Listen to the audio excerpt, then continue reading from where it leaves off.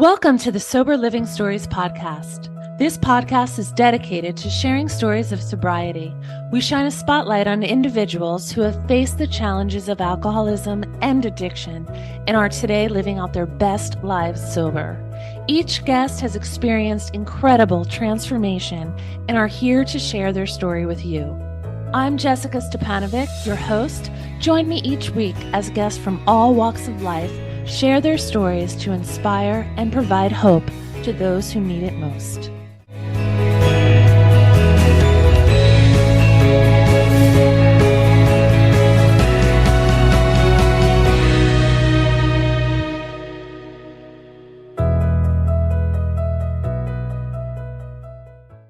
Welcome to the Sober Living Stories podcast. My guest today is a friend for more than 8 years. Christie is a mom of 3 boys, a wife, and a business professional with more than 14 years of sobriety. A true light, Christie can fill a room with laughter, and you can often find her surrounded by friends and family. Join us today as she shares openly about the challenges of growing up in an alcoholic home, the loss of her father, and alcohol and drugs at an early age. The incredible part, she turned it all around and now stands as a power of example of how living a sober life can reshape not only individual lives, but entire families. Welcome, Christie. Very excited to be here. When did drugs or alcohol start to take an effect on your life that you knew that something was different here? And just start from the beginning. So, I like to say, hi, I'm Christie. I'm an alcoholic. I like to own that title because I feel for me, I am an alcoholic and I need to remember that. And that I think that's part of staying sober, because if I forget that I have a drinking problem, then, God only knows what could possibly happen. And as Jess said, my sobriety date is April 28th, 2009. So before I get into what happened and what got me sober, alcoholism is pretty rampant through my entire family. And I like to share that because everyone's like, well, is alcoholism and addiction because of, family, or is it situational, and it's kind of all of the above. But it definitely runs heavily in my gene pool. I grew up in a home that was, a loving home, but everyone in the home was alcoholic. My dad died when I was little, so I never met him. And I'm saying this because I used a lot of that to say, well, this is why I'm going to drink. Like, this is, you don't know what my life was like. I had this horrible life, so I'm just going to be an alcoholic and I'm going to, whoa, me. It took time to be able to laugh about that. But at the time, it wasn't like a funny matter. I remember my first drink. I remember it so clearly. I was 12, which is young. Like, I have a 10-year-old son and I can't imagine him drinking in 2 years. Like, Yeah. So I was at a friend's house and her brothers let us hang out with them at their party. And they said, if you clean up everything, you can hang out with us. And we thought that was the coolest thing. So we cleaned up the beers and we were drinking all of the little, like, we used to say, ask the beer. I don't know what to say, like the gross part of the beer, that warm part. And I started feeling a little something and I was like, oh, okay. And we raided the cabinet and drank a bottle of Jägermeister. And I remember sitting on the toilet being like, oh, this is fun. I like this. I feel silly. I feel, we're giggling. And then we both start throwing up. And then her mom came and we got in trouble. And obviously I was 12, so it wasn't like I was a day drinker off the bat.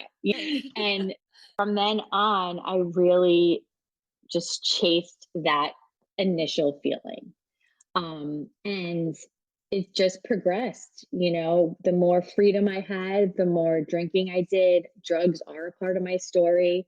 I really dabbled in pretty much everything, but for me, alcohol was always there. I'm going to stop doing this, but I still can drink, and maybe I'll just have a beer instead of this, and it became my life.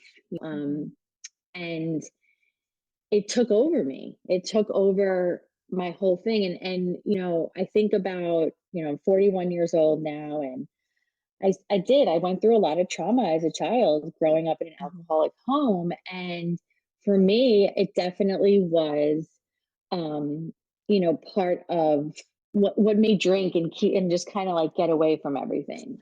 I do recall kind of a pivotal moment in my life. And this is personal, but I like to share it because, and I used to not, I used to be ashamed of it. My father, I found his suicide letter. And I just remember being like, another thing, situation for me, not about anybody else, but for me, I have this mom who's an alcoholic. I have, this situation I just found out. And I just was, after that, it was just like, F Mhm. everything, off to the races. I didn't care. I didn't care. I drank and drugged like, there was nothing else around me. I made really terrible decisions. I put myself in situations that it's a sheer miracle that I'm alive today. Mhm. And all of those things, I remember right before I got sober the first time, I said, this is just me. I'm just going to be an alcoholic like everybody else in the family, and it is what it is, and it's like an acceptance came to it, but there were other plans for me, and I'm so grateful for that. I don't want to get into the war stories. Like, I was a sloppy gross drunk, it just was. I'd walk into a bar and people would roll their eyes like, man, she's here, and that's the kind of person I was and accepted I was being. Fast forward, I ended up trying to get sober the first time I moved to Florida. I went to a 12-step program. I compared myself to everybody else. I said, how am I gonna, I didn't lose a house or kids. I didn't have a house or kids, so it was, people have this stigma on alcoholics with, drinking a Budweiser underneath a bridge Yes. in a paper bag. Yes. Mhm. It's like Yes. one of those things where it's like, how can this, young 25-year-old girl be an alcoholic, and I believed that too. I was kind of forced to either, you're getting put into a rehab or a psych ward, or you're going to go to a 12-step meeting. And I was like, I choose the meeting. And, you know, it's weird because I knew I belonged, but I just wasn't ready. I had so many thoughts of, well, when I get married, how am I not going to have champagne? And it's like, who cares? But that's Yes. my Mhm. alcoholic brain. I would start hearing little bits and things, and Mhm. I was like, I knew I was an alcoholic and drug addict, 100%. And it was the obsession of, I need something to drink. So I'm going to these 12-step meetings, and I'm like, you know what? I don't need this. I'm just gonna, smoke a little, and that's it. I'm not gonna drink or anything. And then fast forward, and within 3 months, I was doing all the things again and worse. And now it was a head full of, I know I shouldn't be doing this. I know sobriety is better, but I can't stop. And it just got very ugly. It very fast, a lot of crying, a lot of, I hate myself. I wanted to die, but I didn't want to die. And, it hit me.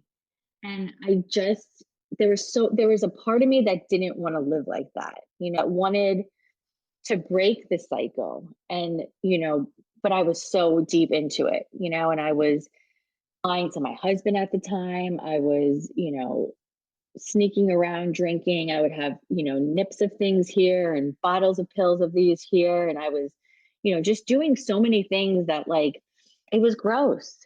But when you're in it, you're in it. And I remember, Yeah. when you're in it, you're in it. And I remember, like, 2 days before I got sober this time and stayed sober, I remember looking in the mirror. And it's funny because I'm a blackout drinker, and I'm just a blackout everything, so, being in sobriety, I almost find that a little bit as a gift because I don't want to remember all the things, but Mhm. there are moments that Mhm. I remember. And this was one of them. And I was about 80 pounds. I had bags under my eyes. I had just lost another job.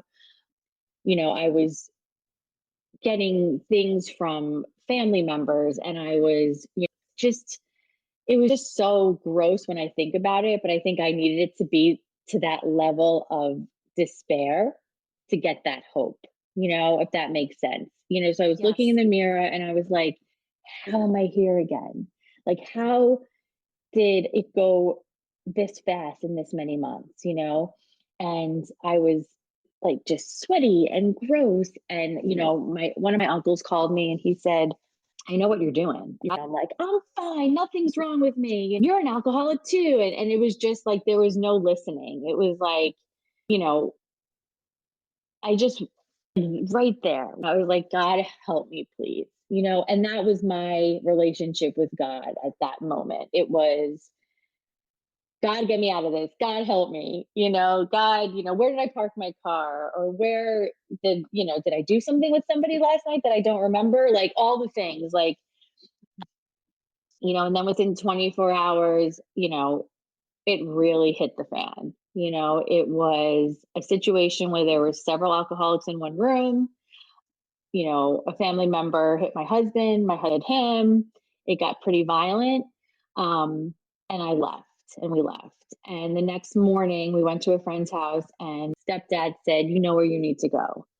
And that man had 20 years of sobriety or so. The night before he said that, I still had some hard goods left over, if you will. And I'm in the bathroom doing what I need to do. And my husband's bleeding and there's complete chaos around me. And I remember being like, what is wrong with you? What is wrong with you? Why can't you stop? And the next day I got sober and I have been sober since. I look back at that day because, you know, at that day I was mad at everybody else. Well, you can't believe, he did that to my husband, and I was a professional liar. Not that I was very good at it, but I thought I was. So, in sobriety, I know talk about the gift of desperation. And, I'm so grateful for that because I had it, and I didn't even know what gratitude was until I got sober. But the next day, I went to a meeting, a 12-step meeting in Connecticut. And I remember being like 80 pounds soaking wet, scared out of my mind. Someone said, this is the safest place to be scared out of your mind. Sat in the back row, put my hood on, and then never left. I just kept going. And it was scary. I remember like I couldn't breathe. And it's weird because it was like I was nervous but excited. I was like, I think I'm ready to do this. And I said we because at the time my husband came as well. we got sober on the same day, same year. And we both have 14 years of continuous sobriety. Oh, that's incredible. It's a miracle that we haven't killed each other, but you gotta laugh about it all because it was crazy. When I first got sober, I was a lunatic. I was throwing candles across the room and still angry. And, I just know what to do with myself. But other people showed me what to do, where to be, help others, reach out to other people. I wasn't all about, but I wasn't all about a higher power and all that stuff. And that was okay.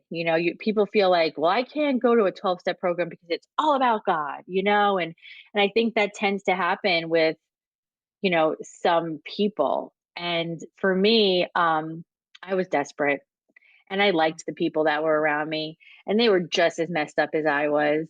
And I would talk about stuff that I did or said or thought, and they did too. There was like a 80-year-old man talking, and I was like, oh my gosh, I can relate to everything he said. But this time when I went to the 12-step program, my heart was open.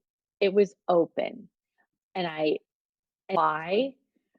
But it was just such a relief that I didn't have to live like this. I didn't have to accept alcoholism as who I am, and it's inspiring. It's gives. I have 3 kids who have never seen me drink ever. I have a 10-year-old, an 8-year-old, and a 3-year-old. Growing up in a home with a mom who was an alcoholic, you never know what you were going to get, and I don't want to be that, and don't get me wrong. I am no angel and I raise my voice, but the difference is we talk about it after. I'm sorry I handled it that way. I was really frustrated. I love you. And that works for us, because my house is chaos. In 2015, I moved to Florida and I was angry. I was excited to move and get away from the cold, but I also didn't want new friends. I was like, my friends, I don't want new friends. I got pretty depressed, stayed sober, but that's the thing.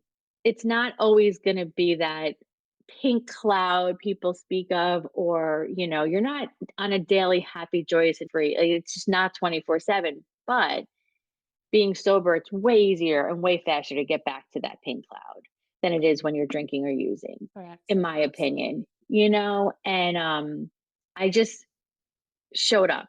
I forced myself to get myself out there and go to 12-step meetings here in Florida. And that's how I met you. And I was like, I raised my hand. I was like, I hate it here. Nobody has kids. I'm the only one. Ba, ba, ba, ba, ba.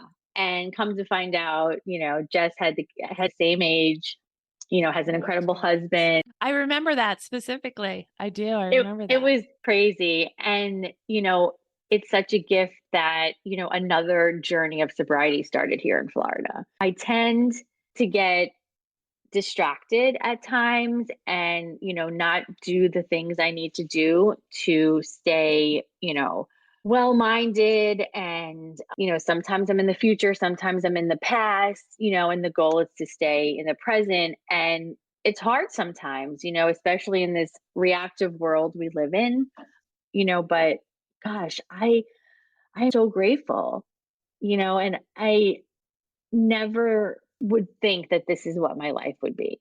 I never thought that I would have people would say to me, you're going to have a life beyond your wildest dreams. And I honestly wanted to punch them in the face when they would say that. I was like, you have no idea how bad my life was, but this is why I like to share my story, because there's people who feel that way, and you're not alone. You are not alone. We all have been through the trenches together, sober or not sober, and it's like, you can't do it alone. That's my opinion. It's important to have your disease of alcoholism and addiction wants you to feel like you're alone, you're unique, your situation is worse than everybody else's.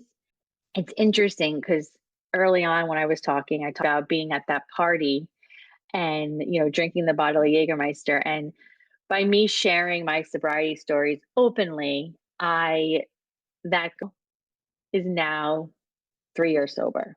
And I just find that to be such a gift. I don't like to show off, but I like to share that it's possible. And lastly, to me, I think that this is such a good vessel to share that with, because, you see people who are sober and you think, well, look at them. They never drank or drugged badly because of sobriety. We have these beautiful lives, but it takes years to get there. And one of the biggest things my friends in Connecticut, we always say is remain teachable, always have gratitude, forever grateful. And when I just kind of having a bad day, I need to step back. I need to remain teachable. I need to take advice I don't want to hear. And I need to be grateful for where I am. 14 years ago, I wouldn't have been able to deal with certain things that are coming up now. But I always feel like there's no coincidences and things are being put in front of you because you're ready to go through it. And that's because of sobriety. Thank you so much for coming, sharing your story, and I appreciate you so much.